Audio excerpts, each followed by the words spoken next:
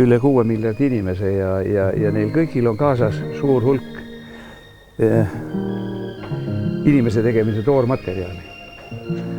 Aga kui vaadata, kui väike osa sellest pääseb ikkagi ilmavalgust nägema ja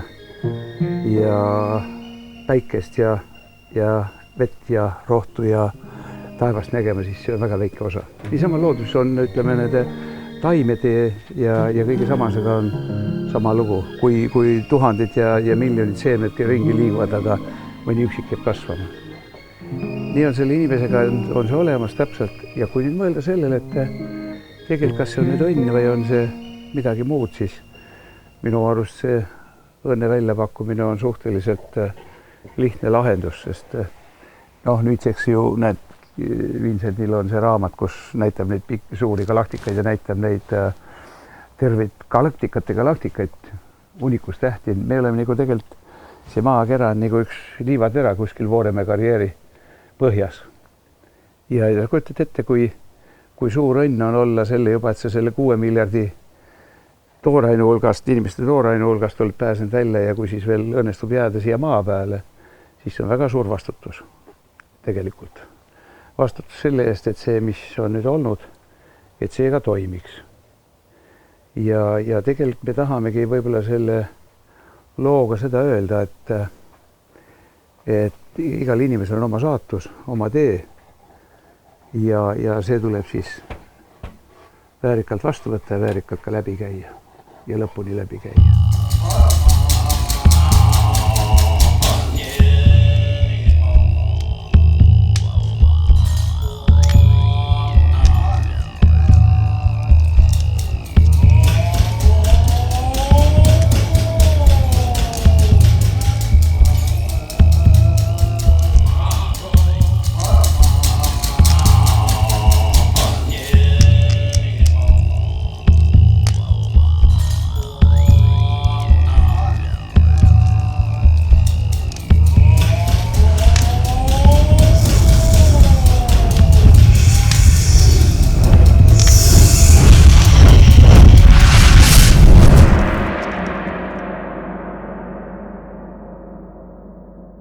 Et mu jumal, ma tänasid igavesti selle eest, et sa lased mul selles kaunilt õigesti õiglaselt loodud maailmas üha rohkem näha kaasa teha.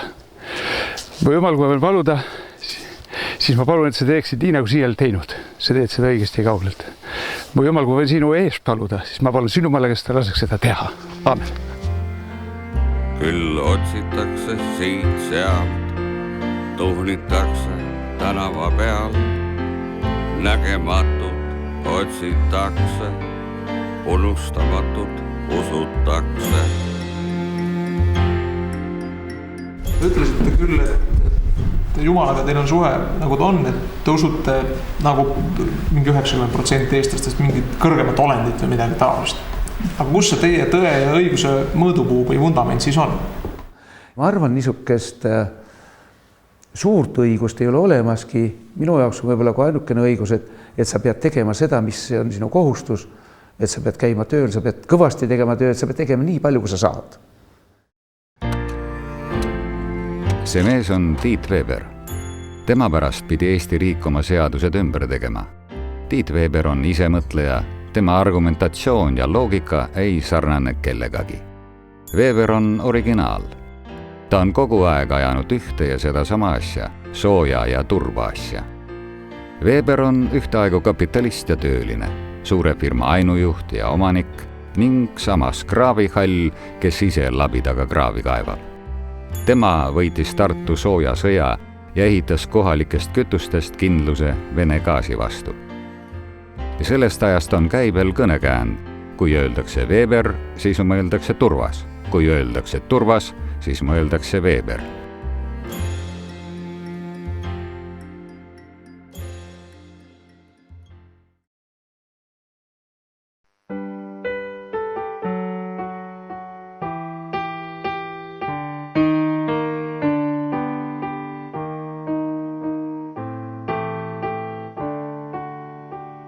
Meil kõigil on lapsepõlv, kooliaeg, millest jäävad mällu pildid, mälestused, õpetajad ja koolikaaslased.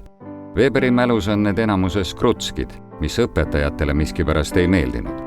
See on see kool, kus veel 3. klassis ma tegin niisukesi vigu, et kuskil oli lause, et rebane jookseb koerad taga ja klassijuhataja naeris kogu klassiga, kui ma kirjutasin rebane jookseb kerad taga.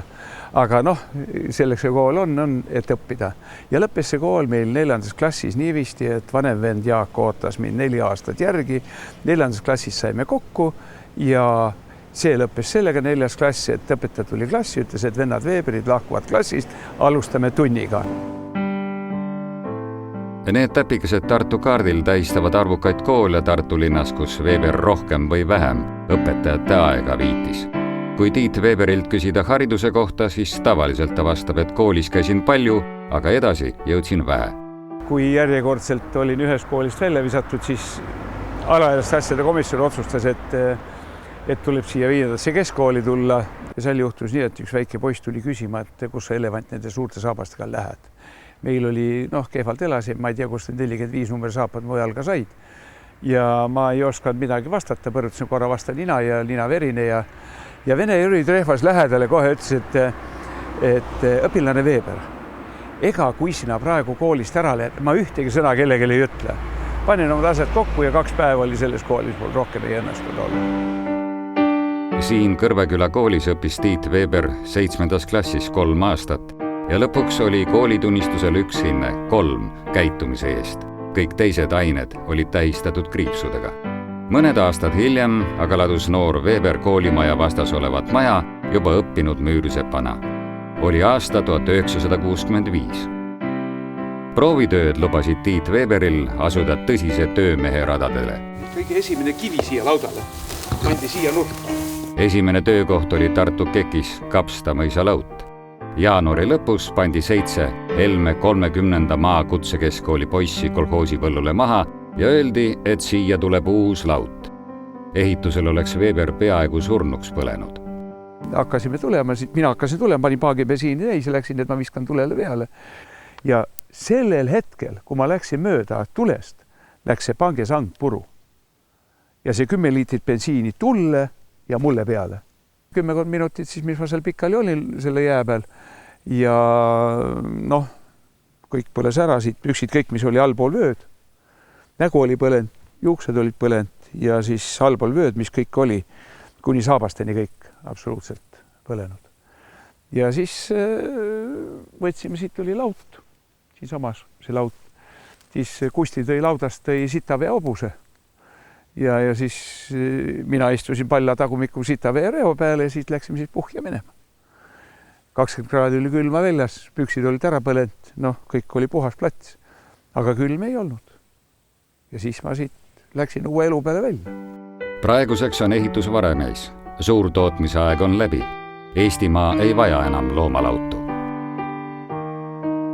Siin oli 60. aastatel Tartu 4. töölisnoorte kool, mida kutsuti õhtukooliks.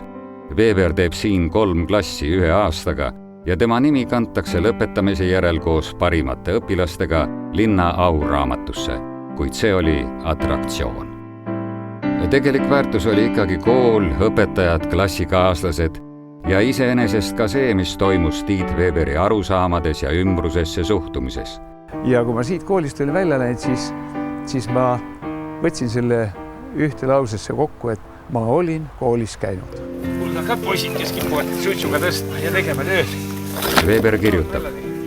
Kokkuvõetuna ei olnud minu eluks ettevalmistus midagi väärt. Aga sees oli mootor, mis võis vedada väga rasketes oludes, kasinates tingimustes ja mis peamine, kaasa oli antud oskus teistelt õppida. Nüüd annab Tiit Weber nõu isegi suurele Tartu õpetajaskonnale, kes on kogunenud Eesti parimasse kooli, Treffneri gümnaasiumi. Ja nüüd õpetajal peab hakkama siis mõtlema, mida selle lapsega teha. Sest ega ei ole ju täna olemas metoodikaid, millega öelda, et laps on nüüd õhta olnud internetis ja on mänginud 4 tundi tapmismänge ja nüüd hommikul õpetaja ütleb, et see kõik oli tühine ja nüüd, mis mina räägin, ongi see kõik. Tegelikult see ei ole nii. Weber sai hea elukutse, mis võimaldas tal rahva hulgas ringi liikuda. tööriistakott näpus käis ta suvilates, majades, kodudes, küll pottsepa, krohvia, puusepa, maaldri ja müürsepa töid tegemas. Tema lemmik oli aga maakividest müür. Tiit Veber kirjutab: kellele ma ka tööd ei teinud, meie suhtlesime ennekõike kui inimesed. Enamik on siiamaani oma inimeseks jäänud. Mina sain töö eest oma tasu, aga kliendist jäi killuke mosaiiki, mida mina endaga kaasas kandsin ja kasutasin. Eks tollel ajal, kui sai tehtud, kohtusid ju kuskil teenurga peal 2 täiesti võõrast inimest. Üks ütles, et ole hää, tule tee mulle see müür ära. Mina läksin tegema parima, mis ma oskasin. Ja see parim on tänaseks, nüüd on 40 aastat mööda, on saavutanud ja on jäänud selle tulemuse juurde, mis tollel hetkel taotleti. Minu arust ongi see ehitaja see esimene kõige tähtsam kohustus, et ta ehitab järgmistele, teistele palju, hästi ja igavesti.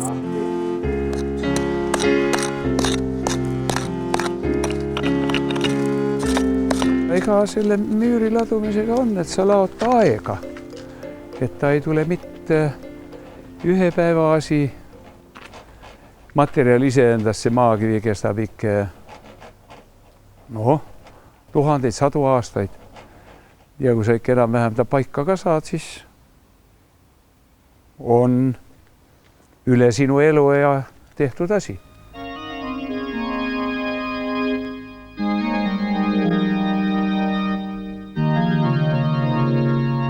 Näed, see kuradi kivi on ju vöökõrgune. Võta veereta seda. See ei ole... ma ütleks selle kohta, et see on meeste värk. Aga kuna me olime sünnitusmajas, siin tegime seda tööd ja siis ma ei tea, kust mul see loll mõte tuli pähe, et sünnitusmaja värk, et siis las naised olla vaenlaseks ilmitsi. Ja näed, siin on nüüd natuke see järgi jäänud. Siin oli juudi 613. Näed, siin on munakesed alles ja siin oli siis see vana vantstokka.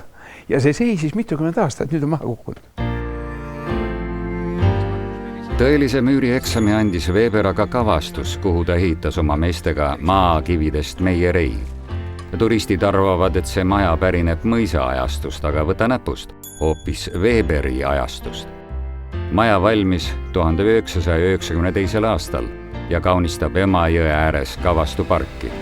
Maja ülemisel korrusel on hotell.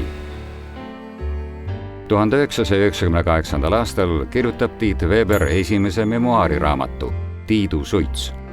Raamat osutub menukaks ning kirjastus Ilmamaa annab 10 aastat hiljem välja teose Tulest tulnud. Raamat annab põhjust Tartu Ülikooli ajakirjandusmagistrantidel oma kirjaoskust katsetada.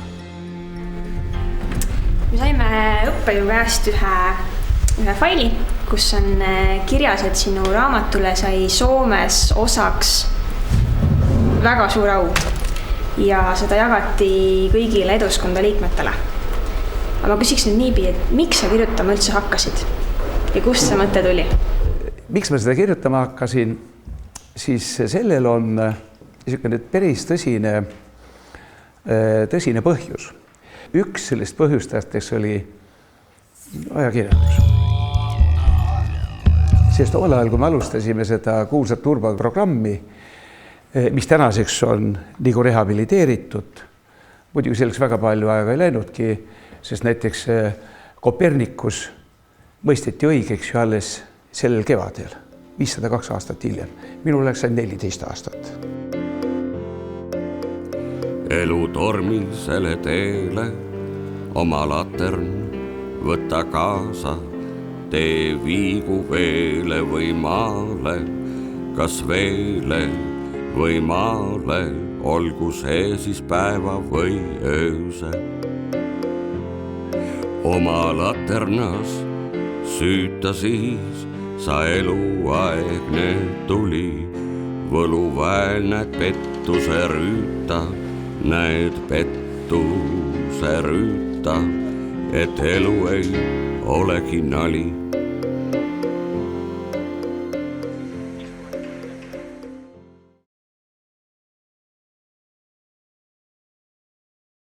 See on tegelikult kolonialiseerimine. See on niisugune kolonialism, mis lihtsalt tehakse nende matsidega, mis pähe tuleb, sest ega see Gazpromi käitumine täna on ju niisugune. Eesti maapõu sisaldab 2 loodusvara, mis sobib suurenergeetika arendamiseks, põlevkivi ja turvas. Energeetilises mõttes leidub siin turvast ligemale 4 korda rohkem kui põlevkivi. Sood katavad peaaegu 25% Eesti maismaast ja turbavarusid nendes hinnatakse ligemale 2 miljardile tonnile. Tonni turba tootmiseks on 10 korda kulub vähem inimtööjõudu, 10 korda kulub vähem igasugust muud energeetilist ressurssi ja selle turbatonni tood siit koha pealt ära, põletad ära, on soe siin, elekter siin. No mis siin enam olla saab? Ka Tartu maakonnas leidub piisavalt turvast, et kindlustada Tartu suuruse linna varustamine soojusenergiaga. Ja tookord ma hakkasin seda turbajora ajama ja ma turbajora ajan 92. aasta septembrist. See on aeg, mil gaas kallineb peadpööritava kiirusega. Tartut tabab kärepakane, toad on külmad. Venemaalt enam gaasi ei tarnita. Samas ei osta Venemaaga enam Eesti liha ja piimatooteid kaljast rääkimata. Peagi võlgnevad inimesed soojaettevõtetele poolkülma korteri eest miljoneid. Tartu soojamajandus antakse Weberi hoole alla ning ta saavutab peagi, et Tartu linn teeb suure laenu, et uus kohalikel kütustel katlamaja võiks tartlaste korterit kuumaks kütta. Venemaalt keerati gaasikraani kinni ja lahti. Korterid olid kord pisut soojad, aga kord päris külmad. Inimestel varbad külmetasid ja kui varbad külmetavad, siis loomulikult oled valmis kätt tõstma laenu võtmise poolt. Tartu soojamajanduse rekonstrueerimiseks lubas Maailmapank kokku 160 miljonit krooni. Tänaseks on sellest kulutatud ligi 70%. Raha on läinud Luunja ja Rokka katlamajade ümberehitamiseks, soojasõlmede väljavahetamiseks ja soojatrasside uuendamiseks. Kõige enam poleemikat on tekitanud kohalikule kütusele üleminek.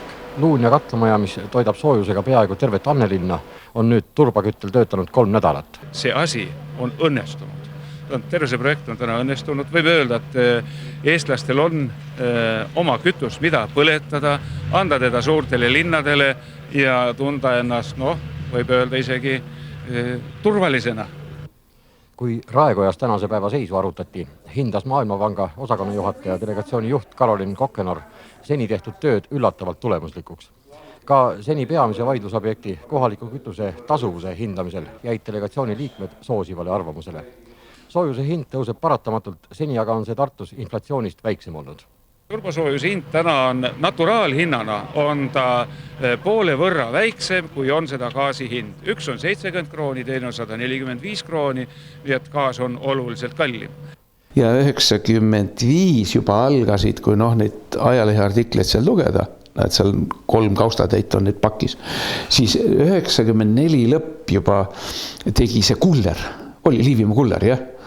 Too tegi esimese tõsise artikli ja siis oli niivisti, et ühe lehe külje peal oli tohutu suur artikkel niisugust rasvasest suuseksist ja kohe tolle kõrval oli siis aatomi energeetika, turvas ja Weber oli kõik pandud ühte ritta.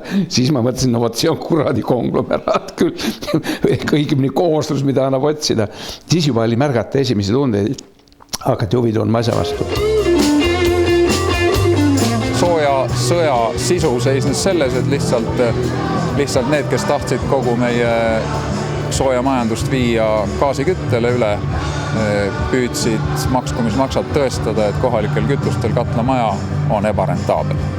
Ja selleks kasutati kõiki võimalikke vahendeid. 1995. aasta talvel, kui Maailmapanga laenuga tehakse tuli alla Tiit Weberi poolt rajatud Anne soojuse turbakateldele, ostetakse Tartus gaasi 40 miljoni krooni eest vähem võrreldes eelneva 3 aasta keskmisega. Ja kui kellelgi jääb 40 miljonit raha saamata, siis peab ju midagi tegema. Tiit Weberi isikut ja tema kohalike kütuste ideed materdatakse ainuüksi 90. aastatel Postimehe 95 artiklis. Weber muutub teatud äriringkondadele ohtlikuks. Asjasse sekkub politsei ning uurija Aivar Otsalt arreteerib Tiit Weberi. Weber ise arvab, et võtmeisikut tema vastases võitluses ei olnud. Postimees aga Weberi artikleid enam ei avalda. Turbaasi on löödud häbiposti. Peamine süüdlane on linnakodanik ja volikogu liige Tiit Weber. Weberi vastastel olid politseiga ikka väga head sidemed ja ajakirjandusega. Ja tihtipeale ajakirjandus kirjutas ees ja siis tuli politseikutse järele. Ja see, et ma sellest supist nüüd elusalt ise välja tulin, see on küll väga arukordne elujuhtum, siit sellest ei oleks, kõikide loogikate kohaselt ei oleks pidanud välja tulema. Weber kirjutab oma raamatus. Kõik need protsessid töötasid tahtmatult aktsiaselts Giga kasuks. Postimehe tahtmatus seisnes selles, et nemad nägid kohalikke kütuseid, eriti turvast väga mustades toonides. Weberit kujutati sooja lohena, kellega hirmutati juba lasteaia lapsi, kes putru ära ei söönud. Kui Tartu linnapea Andrus Ansip hiljem Tartu soojuse maha müüs, siis osutus üheks ostjaks just kuulidest läbipuretud Weberi firma Giga, sest välismaised investorid olid eemal veletatud. Giga leidis partnerid Soomest Kotkalinnast. Tiit Weber võib ennast soojasõja võitjaks pidada. Ja tegelikult selle esimese niisuguse 2-3 aastase ehk 2 aastase tõmbega tõmbasime nii pikalt eest ära selle turbavärgi, et isegi sellel perioodil juba kui kinni panti ja kõik need asjad lükati tagurpidi käima, siis see veel ei lahendanud asja ära. Me jäime ikka ellu. Turvaprogrammi ellu ja siit me siis lükkasime teda edasi tulema järjest. Siiski vaatamata oma vaenlaste pingutustele suudab Tiit Weber pikas võitluses turba kui Eesti oma energia eest enda poolele saada oma valitsused, Riigikogu majanduskomisjoni liikmed, Keskkonnaministeeriumi esindajad ja peaminister Mart Siimanni juhitud valitsuse. Õigus turba tootmiseks hakkab Weber taotlema juba 1993. aastal. Kellelgi ei lähe korda minu mainekeha asjas, mille aetud sain, on sees minu vaim. Asjas, mille aetud sain, on sees minu vaim.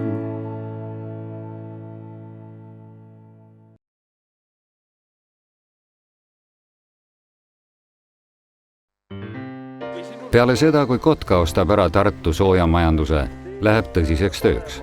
Tiit Weberi ettepanekul kirjutatakse aktsionäride lepingusse eesmärk rajada Tartusse sooja ja elektri koostootmisjaam. Me teame, että meillä on hukka menemässä just veel Loppemas on kaasukattilat, et 2012 olemme kovassa pulassa lämpötuotanto puolelta ja see laite ei merkitse seda, että se on püsivasti. See eesmärk jääb püsima ka pärast suuromaniku vahetumist. Kotka linna asemel saab 60% aktsiate omanikuks Soome riiklik firma Fortum. Tiit on myös sillä lailla poikkea, koska hän on yrittäjä. Hän on niin kuin koko omaisuudella ja koko omalla panoksellaan, niin sekin täytyy ottaa ymmärtää. Et jos toinen on niin kuin palkkarenki ja toinen on itsenäinen yrittäjä, niin niiden ajattelutapa ei välttämättä aina ole sama, vaikka ne pyrkisi samaa tulokseen.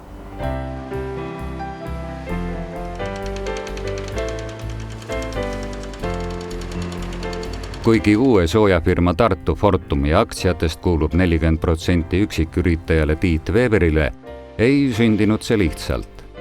Esimesed lepingud kinnitati lausa bussnugadega. Leppisime nii kokku, siisamas toas, et juhul kui keegi lepib või keegi lepingut rikub, siis ainuke lahendus siin, kui me teha olla ei saa. Miks puudel lähed?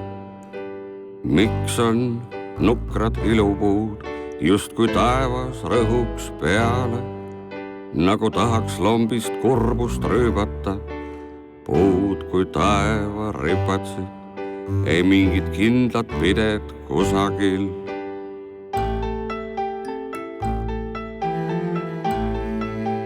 Ja kui me siin Kotkaga seda oma koostööd tegime, siis oli ju meil see juhus oli, kus Kotka otsustas võtta ja Tartu sood, kõik mis meil Tartu jõujavad, õigemini meie sootime Tartu Energialt oli, et kõik sood, mis meile kuulusid, taheti müüa Vabole.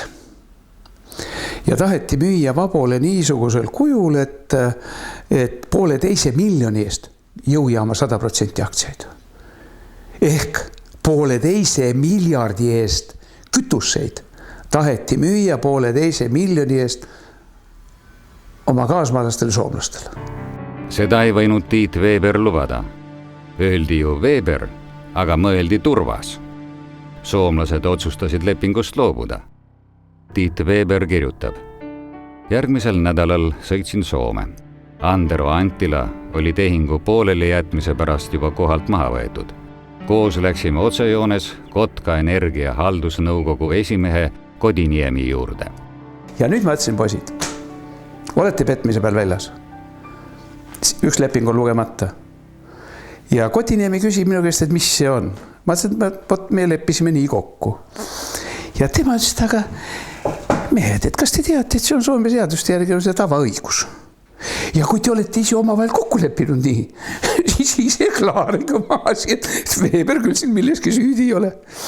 Ja kohe lõppes see jutt ära, see me kõhud täis ja läks 2 nädalat mööda, siis oli juba Fortum siin ja tuli ostma. Nii et sood jäid ainult tänu sellele bussile. Vot nii nagu ta siin on. Kas ma olen minemas, tulemas, olemas? Kus ma siis olen, et nii paljud kahtlemas?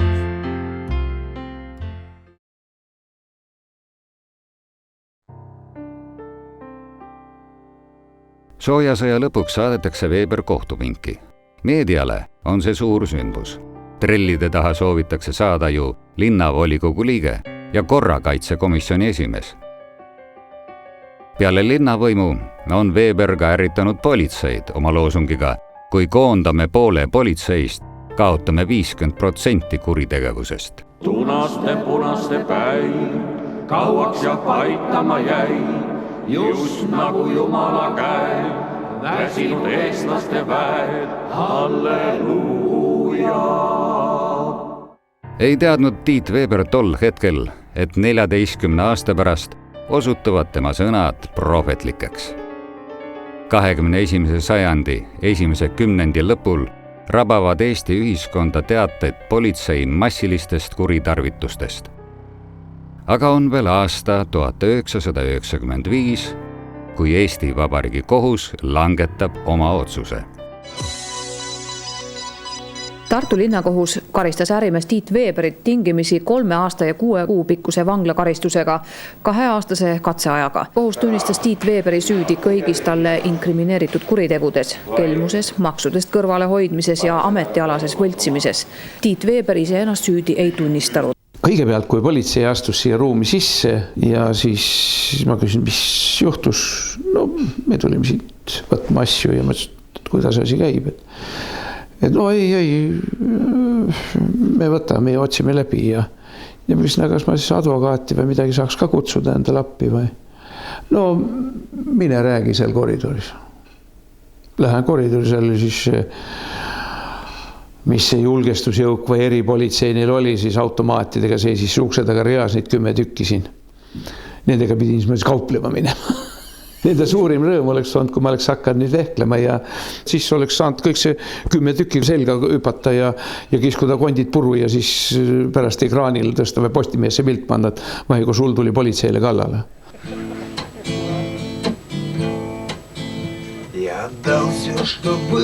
See mees on Vello Grill, kriminaalkurjategija, süüdi mõistetud raskete kuritegude eest. Tema vanglastaaž on kokku 40 aastat. Kohe avanevad tema ees Rummu vangla uksed.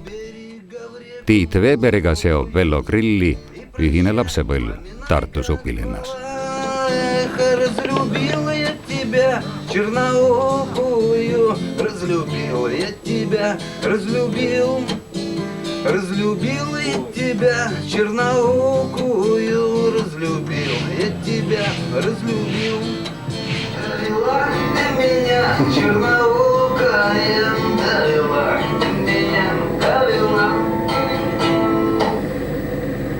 Vangimaja paneb armastama isegi kassi poole.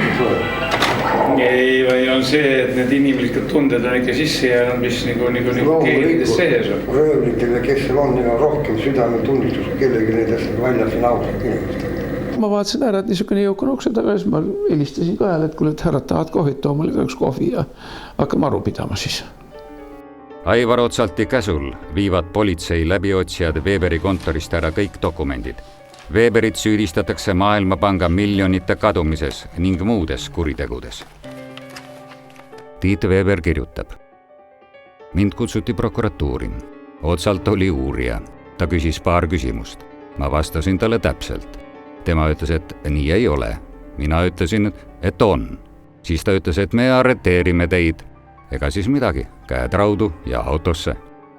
17 korda ma lugesin ära tollel päeval, kui kinni pandi. 17 korda Tartu Raadio ütles, et Weber pandi kinni. Isegi siin oli öösel see mingi otsesaade Atlantisest, õudne trampimine käib, siis äkki katkeb ära ja jälle ööse kell 1-2 teatati, et Weber pandi kinni. Nad viisid ära meilt. Silmaga öeldus kuskil 400-500 kilo dokumente. Ja see, mis ma kohtust tagasi sain, see on võib-olla niisugune näputäis. Ja siit edasi hakkas siis kogu see protseduur toimima, kus juures mina olin täiesti paberite vaba ja need paberid, mis oli siis vaja süüdistuse kokkupanekuks, olid kõik nende käes olemas ja see, millega said vastupidist tõestada, need kõik jäid. Need on tänaseni kadunud. Tollel hetkel, kui minu siia kambrisse toodi ja see, kui seal kõrval ruumis, ülejärgmises ruumis mulle ette loeti, siis selle sisu oli Eesti riigile maksupettustega 150 miljardi suuruses summas oli süüdistus, mille härra Otsalt andis mulle kätte 22. märtsil 1996. Pärast 2 nädalast trellide taga viibimist tühistab Tartu ringkonnakohus Aivar Otsalti süüdistused. Uued põhjused kriminaalasja algatamiseks leitakse aga ära viidud dokumentidest. Teadagi, võltsimine ja maksuasjad. Veel praegugi on võetud dokumendid ikkagi politsei keldrites vedelemas. Vaatamata sellele, et Tiit Weberist on saanud mees, kes on võitnud Eesti riiki 2 korral Euroopa kohtus. Esimene kord pidi riik tunnistama oma eksimusi 7. novembril aastal 2002. Aktsiaselts Giga sai Euroopalt õiguse oma õigust Eesti politsei vastu tõestada.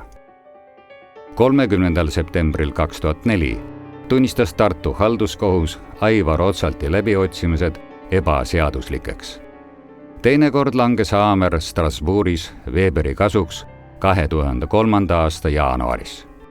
Paraku mõlemal juhtumil rikkus Weberi õigusi kohus. Weber kirjutab. Minu kallal toime pandud politsei vägivalla puhul puudus Eesti Vabariigis võimalus kohtusse pöördumiseks. Weber võitis sellega, et tema tunnistati, et Eesti riik ei olnud toiminud õieti. Politsei ja kohtute vead andsid võimaluse rünnata kohalike kütuste programmi, naeruvääristada kõike, mis oli seotud turbaga. Tänase päevani puudub Eesti riigil efektiivne kodanikukaitse ametnike vägivalla vastu. Markantne on ka kohtupidamisviis. Kujutad ette, 95 me muidugi kohe kaebasime, me tegime kohtusse kaeba, halduskohtusse, sest Uno Lõpus oli tollel advokaat ja taipas kohe, milles asi on. Lõpuks, kui siis jõudiski kohtuprotsessi, siis kohtunik oli Mare ja seesama Mare oli siis kohtunik. Seesama Mare oli kohtunik ka siis, kui Euroopa kohus mõistis Eesti kohtute tegevuse hukka ja ütles, et see ei olnud õige ja nüüd mõistki uuesti kohut ja uuesti oli seesama Mare oli jälle kohtunik. Ja seesama Mare ütles, et ei ole mitte midagi juhtunud, ei ole millelgi kahju tehtud ja seesama Mare ütles, et jääbki nii.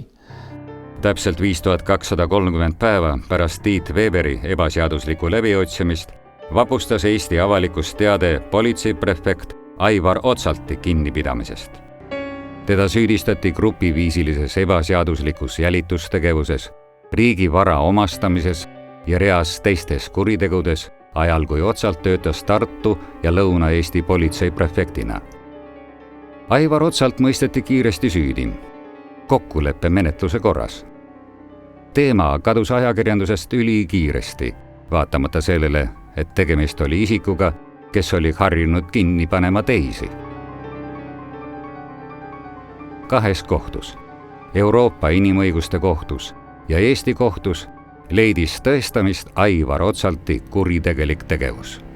See hiinlaste tarkus on jube suur tarkus.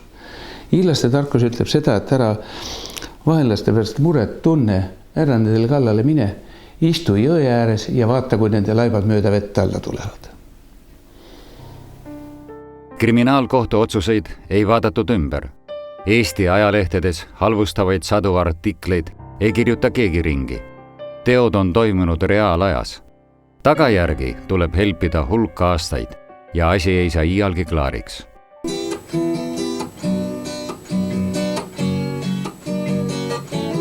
Пойдет разворошит и вместе согрешит с той девочкой, что так давно. Mina oma arust sain küll kinnitust sellele oma vanesukasele tõeks pidamisel. Süvendas asja oluliselt ja tõesti jääb see küsimus, et kummal poolt relli see õige maailm siis ikka on. Kummal poolt relli see õige maailm siis ikka on? Mida Eesti riik siis teile võrdne? Kui mina suutsin ära tõestada, et riigi kõik need aparaadid, politsei ja kohus ja riigi kohus ja kõik üksteise järel on eksinud, et noh, kas siis mina olin nüüd kurjategi või nemad kurjategijad ja mina olin ainuke õige. Aga ma arvan, see tuleb ikka sellest, et riik on noor.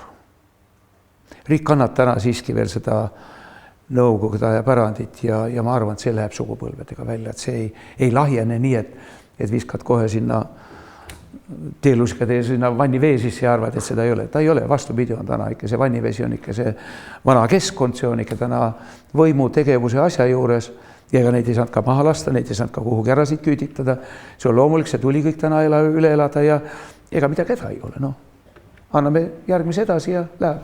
Aga miks siis jamada kohtuga, käia läbi kogu see trall, kui teie enda sisemus ütleb, et riik on noor ja noor ja rumal? Tüdruk, seda saab öelda peale seda, kui sa oled kohtut võitnud.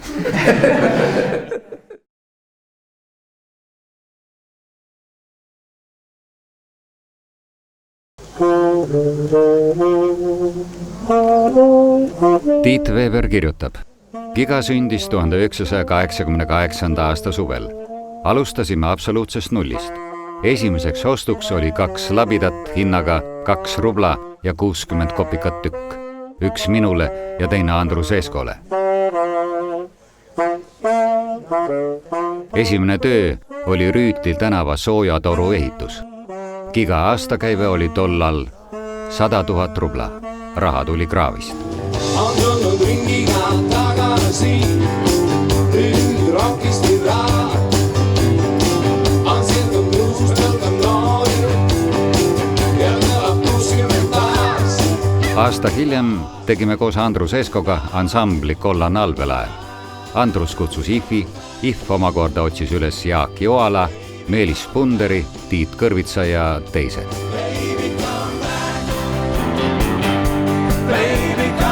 Gigal oli ju see värk, et see ise on ju samamoodi pappi nagu praegu pole kellegi raha. Aga Giga siis maksis ju kogu selle projekti nagu peenema sõnaga öeldes kinni. Kõik lindistamised, kõik tootmise ja levitamise ja kõik selle asja. Ei, no ta ega see esimene pauk jooksis kõvasse kasutus. No jah, seda ostati ju mingi 40 000 tükki. 40 000 tükki 2 päeva.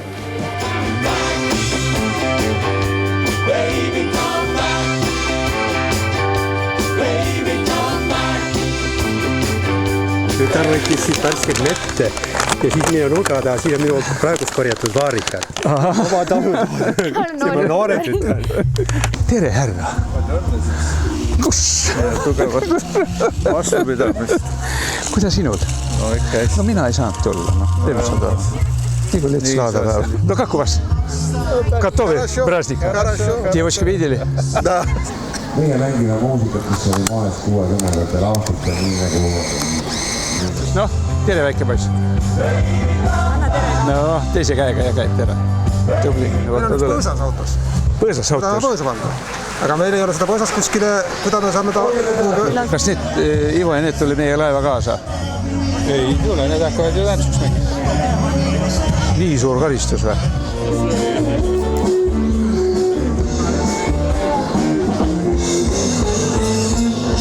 Isegi selle aktsiakapitali võtsid ka laenuks ja see tuleb kah nüüd kohe tagasi välja. Tiit Veber kirjutab. Giga raskemad päevad on nüüdseks möödas ja soojasõjaaegsed mured kadunud nagu sulanud lumi. Giga pääses jälle torutööde juurde ja seda me oleme lõhkunud teha nagu siga lõhub leivakotti, isu ja kogu energiaga.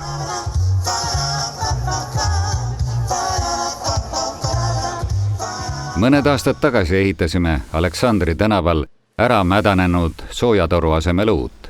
Kiire, päevad pikad, kusagilt jooksis fekaal meile kaela, aga töö käis ja seda meie lugupeetud keeleinimese Helju Valsi akna all. Ja ta tuli toast välja küsima, et ma ei saa aru, mis asja te siin teete. Et naerate, kell on 7, solk jookseb kaela, siin te itsitate ja jälle lähete uuesti kraavi. Ja ta küsib minu käest, et mis mehed teil on siin koos. Ja mina jäin esialgu täiesti nõutuks ja hetke mõelnud sain ma aru, et Gigal ei olegi töölisi. Meil on mõttekaaslased. Järgmisel hommikul olime juba kraavil, kui Helju Vals minust möödus ja tere asemel ütles, et mõttekaaslased. A potom kuda?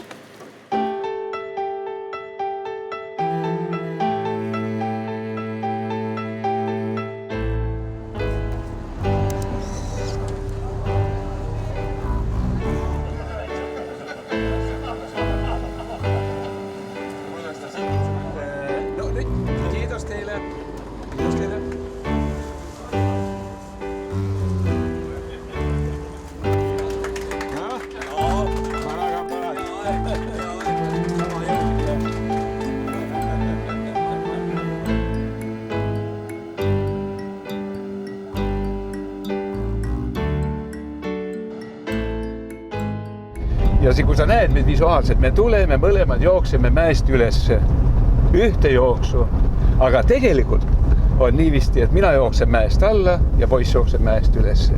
Mina jooksen surma poole, poiss jookseb oma saavutuste poole.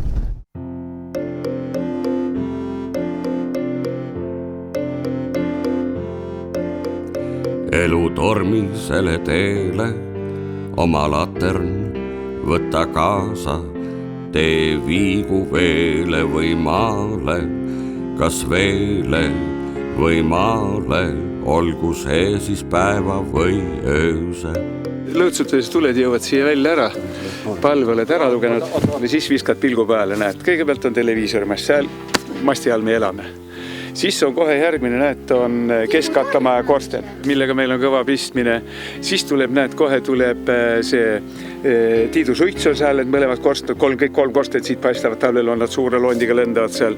Seal on meil pistmis, näed, kohe tolle kõrval on Pereraadio torn. Seda ma olen seal oma käega käinud nokitsemas. Nii et kõik, kui sa selle panoraami ära lased, siis tuleb kogu see kangastub õige pikk eluiga. Hetkega kangastuvad. Ja minu arust see hästi pidulik tuleb siit. On. Ja kui sa iga õhtu tuled ja naudid seda pidulikku, mis sul veel puhtub? Ütle, mis sa veel? Ei ole puhkepäev, on ju puhkepäev. See kõlbab süüa ja kõike teha selle puhkepäevaga. Vaat nii, härrased. Ära pikalt keera välja tahti, las põlev väike hele tuli.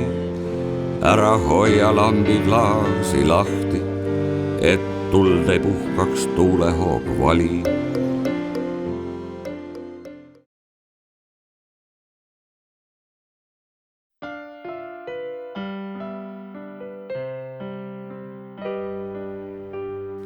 Kirjutasin meie rajooni rahvasaadikule, et vajan tööd ja ametkorterit, just majahoidjaks, kellel oli kõige rohkem väljavaateid korteri saamiseks.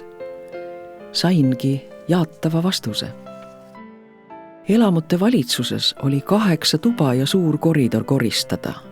Kella 8 pidi kõik valmis olema. Oli ka ja korralikult puhas. Pojale ootamatult hakkas Tiit Veberi 90-aastane ema kirjanikuks. Oma mälestusi vaesest Tartust tahtis suure osa oma elust supilinnas elanud naine jagada oma lastelastele. Ta kirjutas raamatu Väikesed pildid elust ja ajast. Kirjastus Ilmamaa pidas seda teost avaldamisküpseks. Kust ma ilmahariduseta inimene mõistsin siis midagi seal kirjutada, mis vaja. Ja ma kirjutasin ainult oma pereliikmetele selle, aga see nüüd rahva hulkale, seda ma pole kunagi mõelnudki. Mina sain supilinlaseks kogu südamega, kuigi kodu peale kindel ei saanud olla. Ka minu pere oli südamega supilinnas kinni. Supilinna rõõmud olid ka meie rõõmud ja supilinna mured tegid ka meile valu. Supilinna tuuled silitasid meid kõiki ühtlaselt ja supilinna lõhnu jagus kõigile heldelt. Supilinn. Sellest nimetusest ei mõistnud ma siis veel aru saada. Et see tuli tänava nimedest, sain alles hiljem aru. Saimegi järgmise toa herne ja kartuli nurgale. See oli väga väike maja, vundament maa sisse vajunud.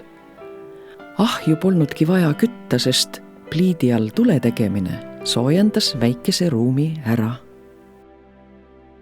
Sanne Veber, see kõlab muidugi võib-olla natuke julmalt, oli kohustatud kirjutama selle raamatu, et meile ühist Tartu linna portreteerida. Kui mina Venemaalt tulin, siis sain mina tööd Grand Hotellis oli siis söökla.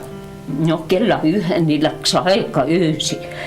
Ja ma läksin vanaema elas Peetri Turus, aga mul tuli lapsega öösi minna läbi varemete sinna.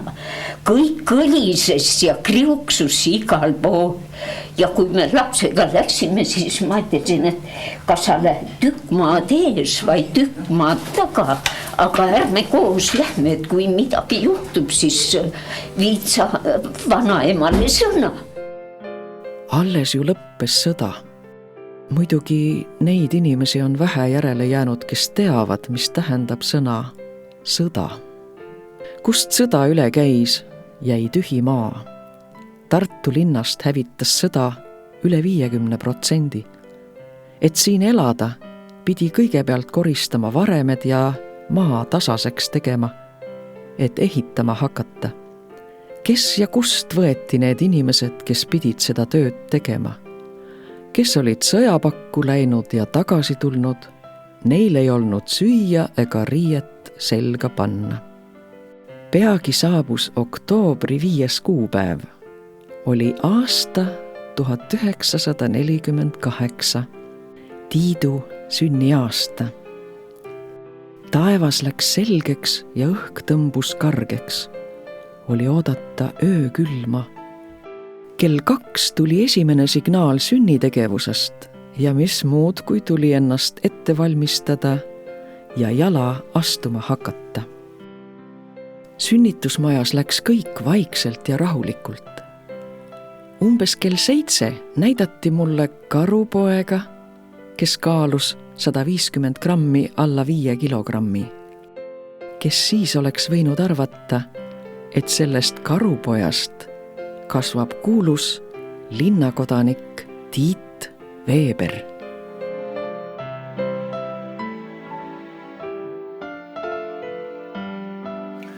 Et ma olen täiesti veendunud, et selles raamatus on kirjas see kõik, mis sa meile nüüd andnud ja seda on tegelikult tõesti kole palju. Ja ma olen täiesti veendunud, et ükski inimene on seda rohkem anda, kui sa oled meile andnud.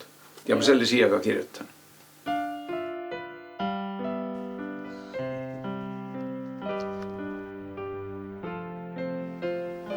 On läinud sellest aastaid palju, kui otsisin sind üksindus. Ja vahest lausisin kui nalja, küll üksindust ma armastan. Kui suri mees ja lapsed läksid. Kui suri mees ja lapsed läksid, kus saatus kedagi meist viis, jäin üksi. Suletuks jäid uksed ja aru sain vaid alles siis, et olen nüüd su meelevallas, mu armastatud üksindus. Sa embad mind küll koidu kullas, küll päeval, öösi pimedas. Kui tulen koju, olen väsind, sa juba aknast piilud mind. Sa nagu mõni vägev isand, ma lömitades anun sind.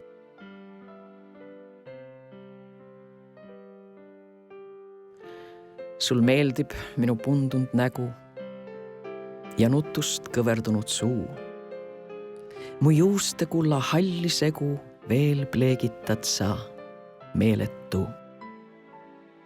Ma palun, üksindus, mind jäta. Ei armasta, vaid vihkan sind. Kuid ei saa kuulda, mind ei võtta, su embus lämmatab ju mind.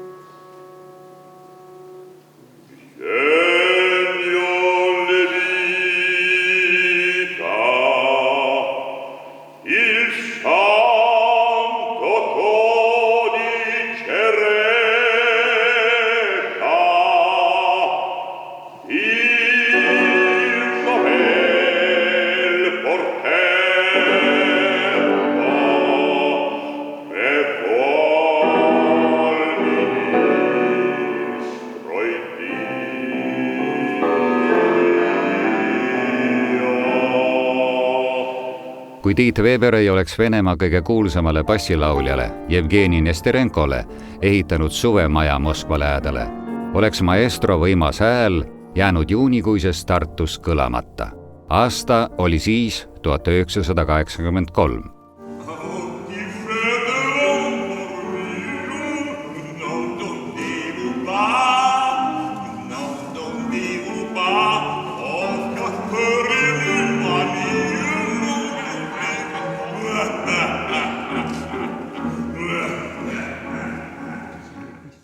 Venelastel oli sotsialism olnud juba 65 aastat ja selle ajaga suudeti vene rahva kultuuriloos tõmmata välja peatükk, mille pealkirjaks võiks olla Eramaja ja venelane. Nõukogude ajal oli elumaja ehitus rangelt reglementeeritud, rääkimata siis veel kapitalistlikust igandist, suvilast. Koos vanemuse laulja Tõnu Pahmaniga, kes oli olnud Nesterenko õpilane, ehitas Tiit Veber maja poole aastaga valmis.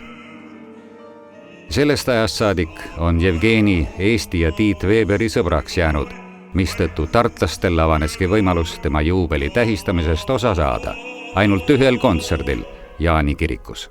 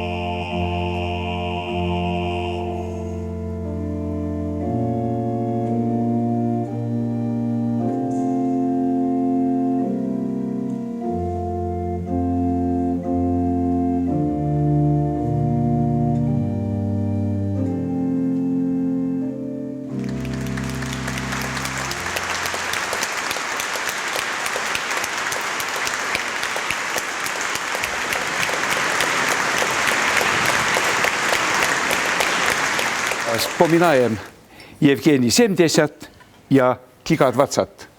Ура! Ура! Ура! Строили мы, и сейчас Тит строит свое царство. И самое главное мечта в жизни выпить с Титом самогон. Его.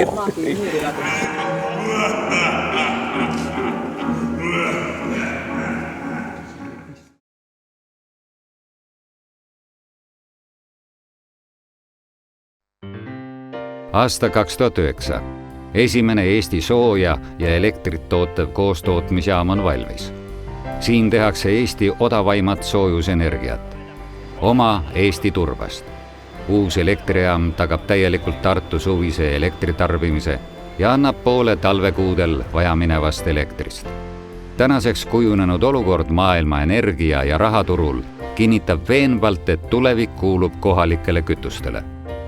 Kui öeldakse Weber, siis mõeldakse turvas. Kui öeldakse turvas, siis mõeldakse Weber. Eelmise sajandi lõpus kõlas see Postimehes kui ristilöömine. 21. sajandi alguses aga Turbaliidu aukirja väärivana. Eesti Turbaliidus me peame igapäevaselt võitlema 3 müüdiga.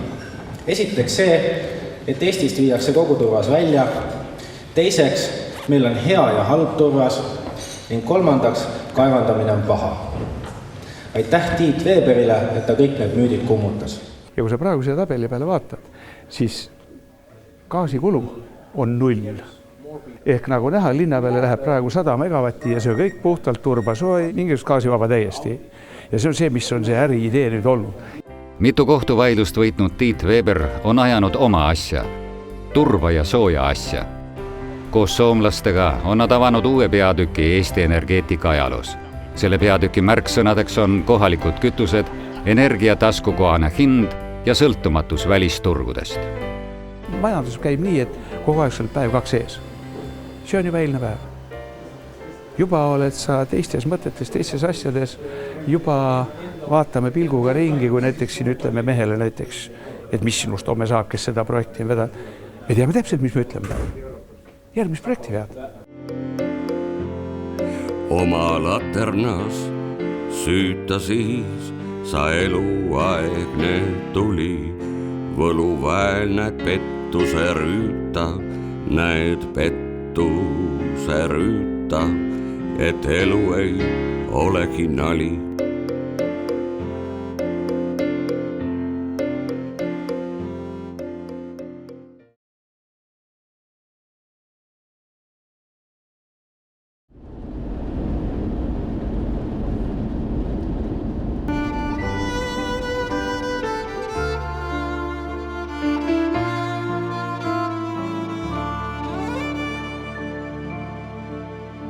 Jõekohin veel on kiire alla mägedest üle kallaste.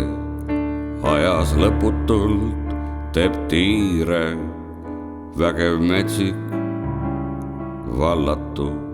Mäed, muud silm ei näe. Puud, elutungiga üles. Igipõlised seedrimännid.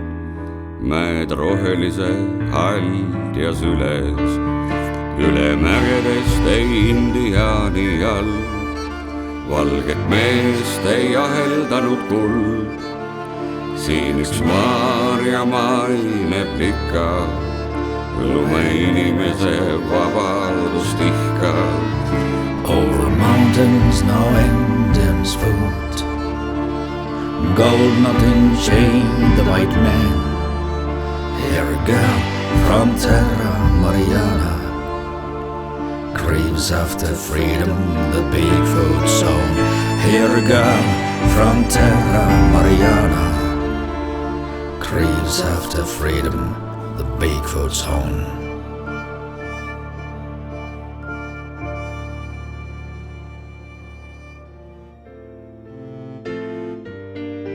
Need maailma teises otsas asuvad Vancouveri mäed panid Tiit Weberi luuletama, aga selleks on ka teine põhjus. Metsikute jõgede ja mägede rüpes peab oma kanadalasest abikaasaga Grizzly Farmi Tiit Weberi tütar Kristin. Tema koostatud on maailmateadusi käsitlev raamat Mundoloogia. Mundoloogia lähtub inimese ja maakera suhtest, mis on tekitanud maailma. Maailm on hinnatav jaatavalt, kui teda kannab kõlbeline juhtmõte. Ole sa siis Tartus, Kanadas või Graavis. Astu kindlalt püsti päi, raskena ükski asi ei näi, kui on kaasas oma valgus, on kaasas oma valgus maha jätta võid. Oma varju